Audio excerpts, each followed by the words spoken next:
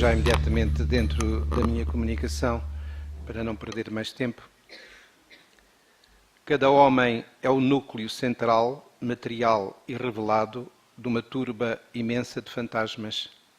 O futuro e o passado são a nossa própria existência. Palavras pronunciadas por Pascoais na conferência realizada no Grêmio Recreativo dos Empregados do Comércio de Amarante, na noite de 1 de dezembro de 1921. Ocorrem-me nesta mesma Amarante de 2017, onde o fantasma do poeta continua seu patrono e cicerone.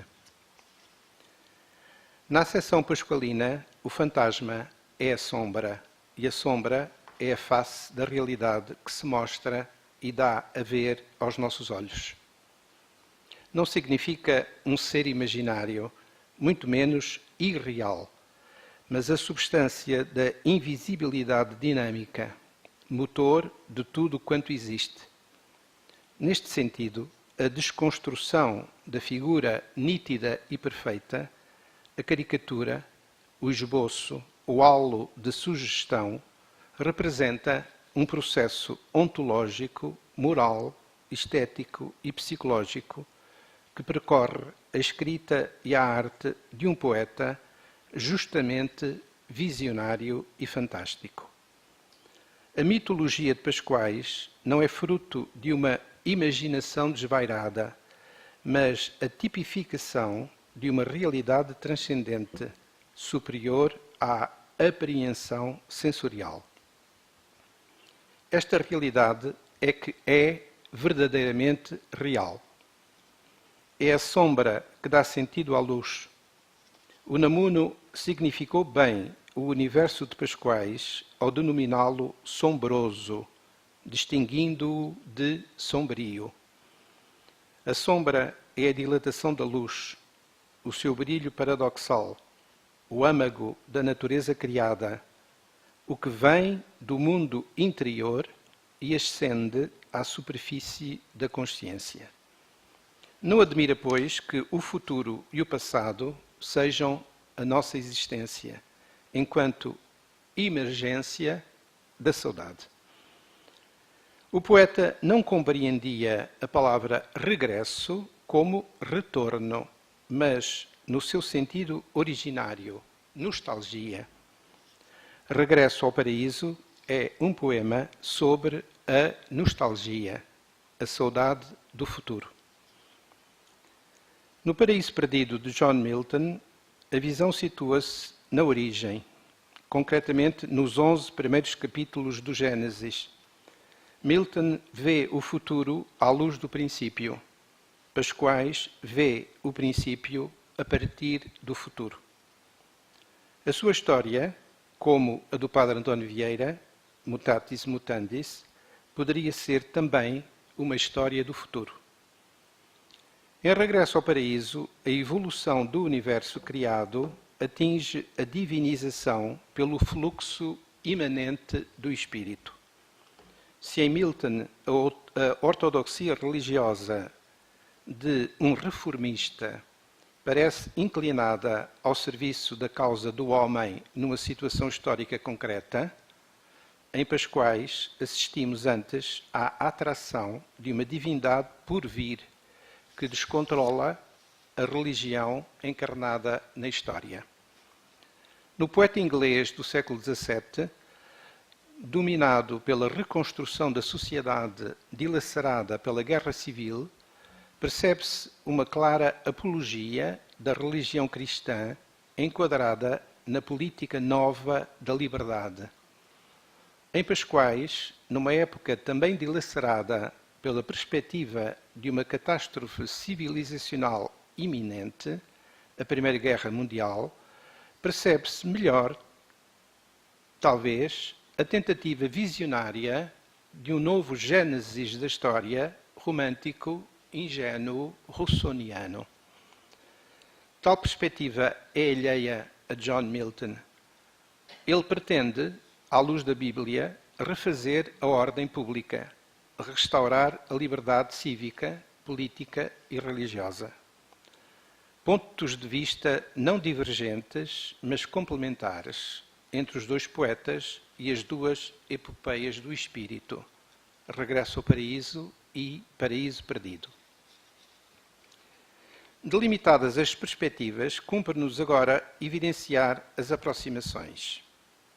Pascoais pega, por assim dizer, na deixa de Milton, nas últimas palavras do poema, quando vemos Adão e Eva a serem expulsos do paraíso.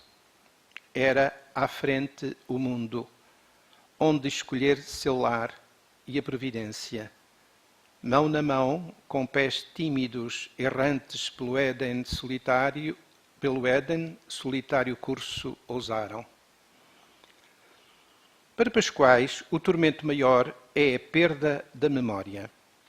Significativo que logo nos primeiros versos do Regresso, o poeta recorde a trágica legenda escrita por Dante na porta do inferno.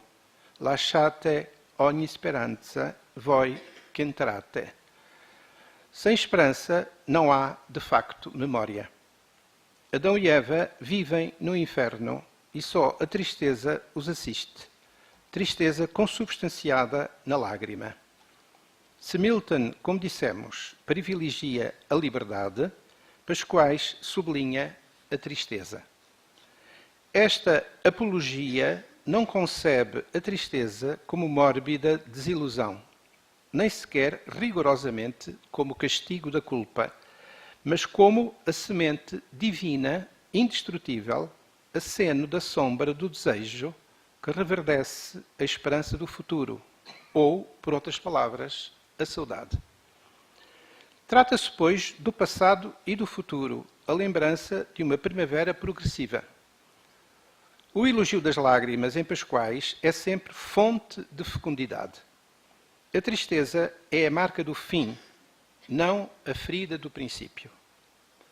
A tristeza representa na criatura o sinal da imagem e semelhança do Criador. Esta concepção é essencial, não só para a compreensão de Regresso ao Paraíso, mas de toda a obra de Pascoais. Não se trata de uma restauração de qualquer memória do passado, mas da unidade que só o amor explicaria e a saudade realmente traduz na coincidência feliz do passado e do futuro em termos mitopoéticos, o inferno e o paraíso. Em Pascoais, o cogitar filosófico e religioso equivalem-se. Daí assistirmos, no decorrer do poema, às epifanias da dor como sinais da mística lembrança, presenças paradoxais do espírito que emerge da criação atualizada. Em Milton, as frequentes subidas ao alto dos montes, por exemplo, configuram uma visão da paisagem estática em largura e comprimento no espaço do mundo. O Filho de Deus que se oferece para encarnar e assim redimir o homem, assumindo a sua natureza decaída, executa a descida suprema. Na linguagem de São Paulo, que Milton conhecia muito bem, trata-se da aniquilação, a kenosis, de Cristo coeterno com o Pai. Pascoais não se concentra na teologia. O seu poema não se fundamenta na Bíblia. É a odisseia da demanda de um paraíso construído pelo esforço do ser humano embebido pelo Espírito. Em última análise, a experiência existencial da tristeza saudosa faz do regresso um itinerário do homem universal, na direção da plenitude em que Deus será tudo em todos.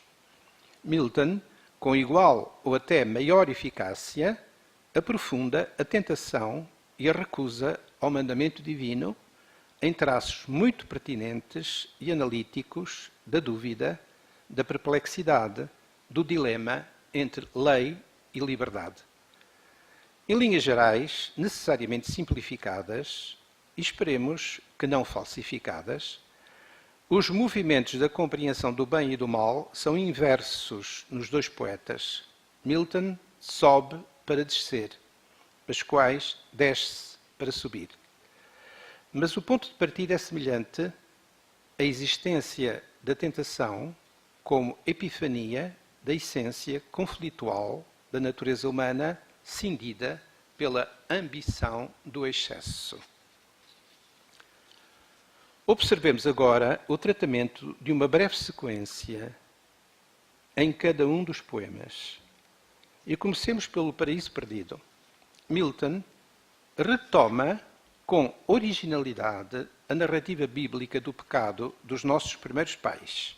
Satanás entra na serpente e, devido a essa possessão verdadeiramente diabólica, a mulher cai na tentação e persuade o homem a comer também do fruto proibido. Ambos cobrem a nudez e entram em litígio um com o outro. Vou citar o livro 9, os versos 896 a 916, a tradução que utilizo é de Daniel Jonas. A bela elegia, aliás, o solilóquio em Milton é sempre muito interessante. Satã, por exemplo, tem várias meditações. Certamente é talvez a parte mais profunda e mais original do poema são os solilóquios dos personagens. Temos aqui um exemplo um bocadinho parecido. A bela elegia que traduz a descoberta surpreendida que Adão faz do pecado original, como que gravado no semblante e na postura de Eva. Ó mais belo dos seres, melhor e último, das obras de Deus, obra-prima, em quem se excede o que ao pensar e à vista surja, santa, divina, boa, sensível, doce. Como te perdes tu, como tão súbito, desfiada, desflorada, dada à morte. Sim, como te rendeste à transgressão da estrita interdição, como violaste o sacro fruto ilícito. Perfídia obscura de inimigo te enganou, e a mim também contigo, pois contigo a minha decisão leva-me à morte. Como viver sem ti? Como passar sem a tua presença, amor? Tão queridos voltando à solidão de estranhos bosques. Fizesse Deus segundo a Eva, e eu costela nova desse, ainda à perda de ti, meu coração não perderia. Não, não. Da natureza o laço prende-me, da minha carne, carne és, osso de osso. Para sempre teu serei, na dor, no gozo. O que impele Adão a comer do fruto é a piedade, ou o dever de participar na sorte daquela que foi tirada do seu corpo e mais dignificada em beleza e amabilidade. A queda original de ambos tem como consequência uma inevitável união de amor trágico, inexorável, que nada nem ninguém poderá desligar. Note-se que o pecado dos anjos, na tradição tomista que Milton reconhece, é devido ao facto de uma parte do colégio angelical se recusar a prestar adoração e obediência ao Deus feito homem. Pressupõe-se que os anjos, para pecarem, estariam privados da visão de Deus, mas não da sua intenção. Simplesmente não sabiam quando ocorreria a encarnação. O Paraíso Perdido começa pela suspeita e sucessivamente a certeza de que chegou o momento. Satanás decide intervir através do ser humano para, de alguma maneira, contrariar a vontade de Deus. A encarnação do Filho desata, resgata esta fatalidade, não a necessita. A expulsão do paraíso torna a redenção ainda mais divina do que a criação, como que obriga o Criador a ser fiel ao seu propósito inicial.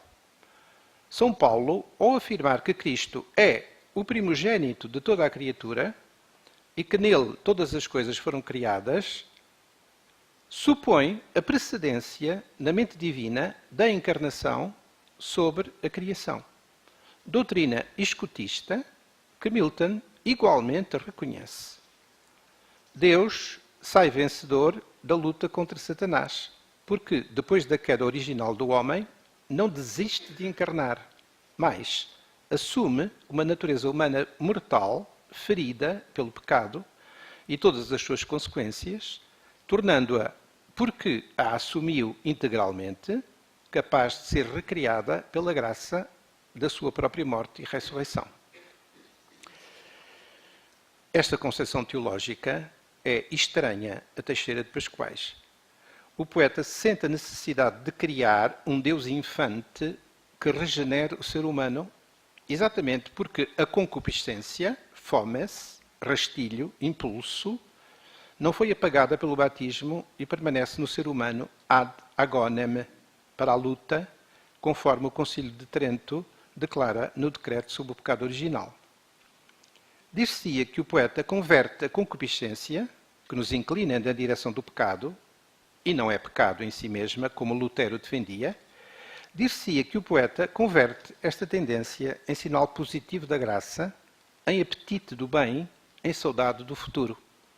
Por isso, a luta não é primariamente contra o pecado, mas a favor da nostalgia de Deus, o verdadeiro regresso ao paraíso. Neste sentido, parece muito significativo no canto 17 do poema o encontro de Adão e Eva com a sombra de Caim, o filho assassino do irmão. Paradoxalmente, falta pouco, paradoxalmente, os pais pedem-lhe perdão, como se remissem deste modo a sua própria culpa e vissem no filho criminoso a figura do Criador contra quem pecaram. Cito os versos vários do canto 17, do Regresso ao Paraíso. A lembrança febril de uma desgraça é mais angustiante do que o seu terrível espetáculo evidente, mas exterior a nós, como a lembrança é íntima e profunda. Adão, compadecido e enternecido, a áurea trança de beijos lhe cobria, mas Eva, soluçando: ó meu filho, perdoa à tua mãe o venenoso leite que mamaste nestes seios de crime e de desejo. E Adão, aflito: em mim, perdoa a vida, perdoa em mim a fonte originária que a nova madrugada já desponta. Estas vozes entoaram no infinito e foram de eco em eco, despertadas nos outeiros dos montes, nos outeiros sonâmbulos das nuvens. Adão, mais sossegado, então disse-lhe: esperemos na terra o grande dia. E Eva: sim, ficaremos nestes sítios até se ouvir o grito da esperança. Depois, como de leve adormecendo, baixou a fronte inerte para o chão. Seu magoado espírito materno, ferido por horrível pensamento, conseguira isolar-se nos lugares serenos e neutrais que, por divina e misteriosa graça, existem dentro de nós, em nosso mundo interno e sem limites. Estamos situados no núcleo mais central da cogitação de Pascoais. Do crime nasce o remorso, do pecado a dor do remorso, a paixão da saudade do futuro, a nostalgia, não do paraíso perdido, mas do paraíso inteiramente novo. Esta resumidíssima síntese do pensamento nuclear do poeta encontrará no São Paulo, a sua obra-prima, o desenvolvimento analítico-narrativo mais perfeito. A criação é o pecado de Deus e a redenção, o seu remorso encarnado em Cristo. O crime da lapidação de Estevão produz em Paulo o remorso que o conduz à paixão pela progressiva identificação com Cristo. O pecado é compreendido pelo poeta como a imperfeição ôntica, moral, psicológica, que só Deus originou. Não como castigo, mas por um determinismo inerente ao próprio ato criador. Pascoais, em Regresso ao Paraíso, é coerente com esta lógica. O pecado, pela redenção, torna-se remédio ad agonem, para a luta da saudade na prossecução do bem. O poema de Teixeira de Pascoais revela a epopeia do que poderíamos chamar a graça imanente, o desassossego agostiniano, o desejo que define a existência humana, capax Dei, e através dela e nela, do universo criado. Concluindo este rápido cotejo, Paraíso Perdido, mais teológico, privilegia a fidelidade de Deus a si próprio. Regresso ao Paraíso acentua o esforço humano pela conquista de Deus. No poema de Milton, Deus não se arrepende de encarnar, apesar da desobediência do homem, mas assume a desobediência da sua criatura e transforma-a pela descida aniquiladora, que é nós, de seu Filho, em graça de salvação integral. No poema de Pascoais, o homem universal, pelo seu esforço, em virtude da concupiscência, fomes, transformada em saudade ad agonem, conquista, alcança no futuro um novo céu e uma nova terra. Se o Gênesis está para Milton, o Apocalipse está para Pascoais. Muito obrigado.